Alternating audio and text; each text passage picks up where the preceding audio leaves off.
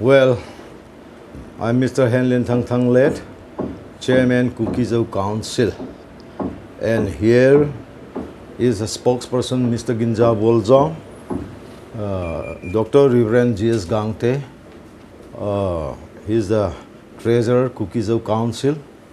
And Mr. Lin Mate, he's the Vice Chairman of Kuki-Zo Council.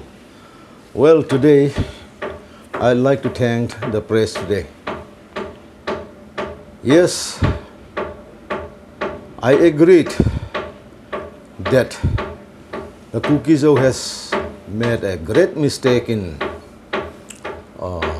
killing the 6 Kachanaga civilians, which is made out of emotion. That I really criticize it. But however, the world, a country has labeled a Kuki-Zo as a very wicked tribe or a very bad tribe. But I would like to clarify that since the conflict with the Nagas of Manipur, I would like to question the government, the people of India, and the people of Manipur, and the Nagas as well. Because initially, this conflict sparked with one drunkard Tangkul boy who was beaten up and was, in fact, taken up to the village authority to apologize as per the custom and tradition. However, due to outside interference, that could not happen. And I'm very sorry about this. So all this started with all these things. And then later on, 2 Kuki-Zo men were killed. And then on the other hand, the Kuki-Zo who has held hostage of 21 persons has been released without any condition. Then again, there is an ambush and which killed 3 pastors as well as injured 4. That trigger and with emotion, as I've told it earlier, as I've said it earlier, they have killed out of emotion. I'm very sorry for that, and I apologize on behalf of my people. But let's see, till now, our village has been torched, and 14 people have been murdered by the Kachanagas and the Tangkuls till so far. Whereas we have killed out of emotion that 6 Naga civilian. Imagine who has caused more murder, who has torched more villages up till now and so far and even today. I'd like to point out that in Ukrul, a Kuki-Zo villages has grouped themselves in 3 places, that is in Chasat, Phaikok, and IC. And the Tangkul Nagas refuse to sell the essential goods such as grains, dals, or medicines to the Kuki-Zo people. So, at this time when I see all these things, I have requested the governor, of course, no doubt, some rices and dals has been given to them. But that was not sufficient. Now they are still struggling with this. And I've requested the government of India and the government of Manipur to give sufficient rice, dal, mustard oil, whichever medicine to those 3 villages where grouping is there. As the Tangkul Nagas refuse to or they are not allowed to purchase anything from their side. And then number two, in Leilong area, there is no rice, there is no supply, especially in Kotlen areas. So that is also be taken care of. And I've spoke to the Honorable Governor yesterday, mentioned about the difficulties what the Kuki-Zo has meted out of this conflict. As such, I'd like to request and I'd like to question the whole of the world. Are we wicked? Are we bad? Are the Kuki-Zos are the bad person who has murdered 6? Or the Manipur Nagas who has already murdered 14 Kuki-Zos? Are they better than us? Why label us as a bad and wicked persons? That is why I'd like to clarify that it is not as what you think. I therefore would like to request that you should, after this my interview, after this press meet, you give it to the world and so that we are not as bad as they call us, or they call us cannibals. Not so. We did not do it. So the main course of this press meet, I'll hand over to spokesperson of KZC, Mr. Ginza Wolzong. Thank you, Chairman KZC. Today, the Kuki-Zo Council is organizing this press conference to express and to draw attention from the government of India, the government of Manipur, and the general public that a series of development that have caused deep concern for us, for the Kuki-Zo people, which erode the confidence that we have with the administration and the government. So, our chairman has already summarized some of the points.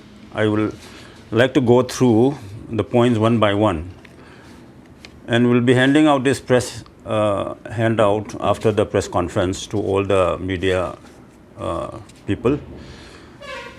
The first point I would like to point out is on equal justice and accountability for all victims. Like our chairman said, we condemn the killing of the 6 Naga hostages. The incident was unacceptable and it was neither authorized or approved by any of Kuki-Zo organization or leaderships. So those responsible for killing the 6 hostages, Naga hostages, must be identified and brought to justice through a transparent and fair investigation. At the same time, we would like to point out that there's a killing of 14 innocent Kuki-Zo people, including the 3 pastors, by suspected NSCN-IM and ZUFK militants since 11 March 2026. So these 14 Kuki-Zo that were killed do not receive the kind of attention which the 6 Naga hostages received. And there is no urgency and investigation in trying to find out the culprit who are behind this, the killing of these 14 Kuki-Zo people. So at the same time, not only 14 Kuki-Zo lives have been lost, there are more than 45 houses in 8 Kuki-Zo villages were burned by the same group of people. So in this press handout, we have attached annexer, the list of the 14 people that are killed. The details of that you will find it in the attachment. Also, I'd like to point out that we appreciated the United Naga Council, UNC, in releasing the 14 Kuki-Zo hostages, and we are really thankful for that. At the same time, we also need to understand and point out that on 10 March 2026, 21 Naga hostages were held by Kuki-Zo groups, but on the request of the people, of the government, as a gesture of goodwill, we have released these 21 Naga hostages also. So both the group, the Kuki-Zo side and the Naga side, did demonstrate their good gestures in showing restraints and goodwill at these critical moments. So justice must be applied to all communities, irrespective of which community they are from. The culprit must be booked or investigated, and equal justice must be given. There should not be like you're not paying attention or not giving enough investigation or attention to the Kuki-Zo people. So the justice or the investigation has to apply to all communities, irrespective of who they are. I'd like to come to point number 2, which is about selective security operations and harassment of villagers. So recently we have seen harassment, intimidation by security forces operation in the name of operation. Many villages and villagers have been harassed and intimidated. And I would also like to point out that security forces, including CRPF, Cobra, and other paramilitary units, have conducted operations in sensitive area like the Ebenezer camp, the Sioux camp, and Leilon villages without proper coordination with the concerned leaders of the SO group or with the village authority. So such kind of action undermine the confidence of the people, and these lead to unnecessary tension on the ground, and also it lowers the confidence of the people in the government. Also, after the killing of the 6 Naga hostages, we also noticed that security, there are extensive security operations in the Kuki-Zo area. At the same time, there are very little action taken against the Naga militants like NSC and IM and ZUF Kamsang group, who are suspected to be responsible for the killing of the 14 Kuki-Zo people. So there should not be any selective security operation. The operation has to be done on all sides. Let me come to point number 3. Failure to protect Kuki-Zo villages and questions of administrative accountability. KZC is very concerned over the continued attack of the Kuki-Zo villages, especially in Kangpupi areas. In this regards, the SP of Kangpupi, Sri Rahul Gupta, is reportedly, we receive a report that he is not stationing in Kangpupi district. He seems to be stationed in other places. As the head of law and order institution, he is expected to station in Kangpupi and protect the people of Kangpupi. However, things seems to be opposite. As he was not stationed in Kangpupi, many villages under Kangpupi district received many attacks. Some villages are burned, and at least 4 or 5 people lost their life. So this is a concern. So administrative of the district administration need to be accountable also, need to take responsibility, and they need to protect the people in their districts. Let me come down to point number 4, which is about denial of medical access and humanitarian concern. So on 15 June 2026, early in the morning, Leilon village was under attack by suspected NSCN, IM and ZUFK militants. 3 Kuki-Zo youths were seriously injured and they were brought to RIMS hospital in Imphal. And among the 3 people, one of the injured was Paugolal Chongloy, who is the member of Mohan Bagan Super Giant Club. And at this time, we got a report that his injury is very serious and he needs to be taken to a higher medical facility for advanced treatment, owing to the severity of his injury. So as we all know, when these 3 Kuki-Zo youth were brought to RIMS in Imphal, there was a huge protest against their treatment, and they were not allowed treatment in the hospital in the capital of Manipur. And eventually, the security forces have to transfer them to Churachandpur District Hospital in the early hour of the day. So, this is a serious concern. It indicates that the Kuki-Zo people do not receive equal treatment in Manipur. So healthcare is all should be accessible by everyone, despite of the community they are from. But in this case, the Kuki-Zo people cannot enjoy the medical facility in public institution during this difficult time. Point number 5 is about continued economic and humanitarian hardships. The Kuki-Zo people, particularly in the district of Kangpokpi, Ukhrul and Kamjong district, continue to suffer immense hardship in terms of essential commodities due to the ongoing disruption of transportation and supplies.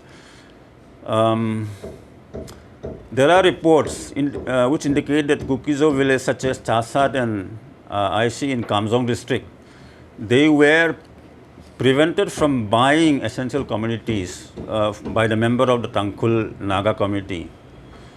Also, we got a report that people from Kotlin and Leilon areas of Kangpokpi district do not receive any kinds of supplies from outside. So, if someone is denied buying of essential commodities or food, and it is violating, it is a grave violation of our fundamental rights, and this is a serious violation. The Kuki-Zo people are being denied as something which is as simple as essential commodities. So this is a violation of our fundamental rights.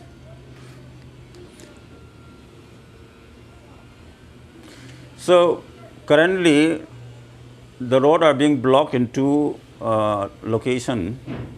One in, both of them are in a Naga-dominated areas in Senapati, one, and secondly in Namdilong, which is in Imphal West district. So this is severely affecting the transportation of food, medicine, fuel, and other essential commodities. So as a result, the Kuki-Zo civilians are facing serious humanitarian challenges, with many families struggling to access even the most basic necessity of life. I would like to recall that whenever the Kuki-Zo community do a highway blockage, the authority, especially the security forces, are being deployed quickly, and we are asked to clear the roads and restore movement. What we would like to question here is that why similar action has not been taken to ensure free and unhindered movement through the routes affected in Senapati and Namdilong? Why is the authority not clearing these blockades? So, our key demands, the Kuki-Zo Council call upon the Government of India and the Government of Manipur to, point number 1, ensure impartial investigation and prosecution of all incidents of violence, including the killing of the 6 Naga hostages, 14 Kuki-Zo civilians, and the burning of Kuki-Zo villages. Point number 2, the government should take firm and decisive action against militant groups responsible for attack on civilians, including NSCN-IM and ZUFK, and conduct comprehensive investigation into locations suspected of sheltering these outfits, such as Ireng Naga, Konsakul, Sikibung, Serekhong, and other identified areas. The government should end selective security operation and ensure that law enforcement actions are carried out fairly, professionally, and without bias against any communities. The government should open all block routes in Naga-dominated areas and ensure unhindered access to healthcare services, food supplies, medicine, fuel, and other essential commodities for affected population.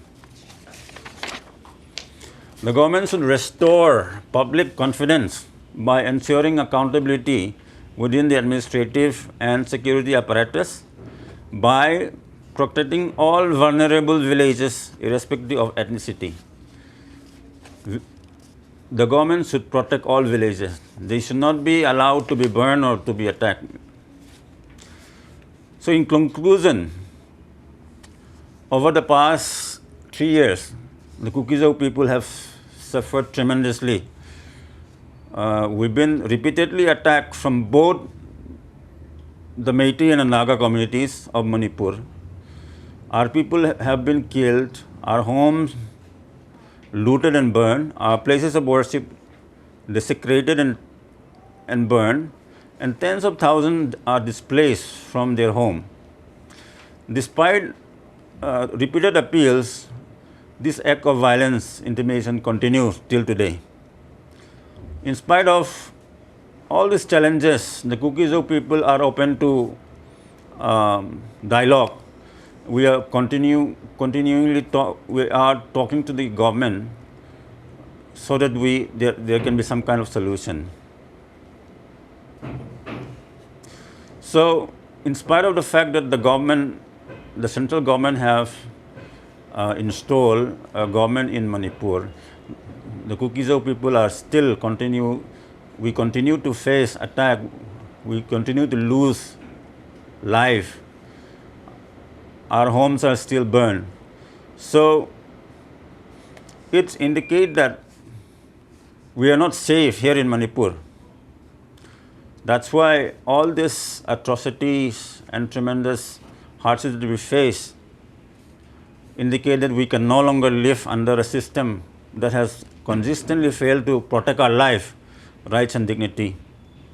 So, the demand for a separate administration in the form of union territory and with legislature is therefore not merely a political aspiration, but it has now become a necessity born out of our experience and continued suffering. So, we request the Government of India to recognize the gravity of the situation and address not only the immediate security concern, but also the underlying political issue that have emerged through this prolonged conflict. Lasting peace, justice, and stability can only be achieved through a durable political solution to address the legitimate aspiration of the Kuki-Zo people and guarantee our security, identity, and future. Thank you.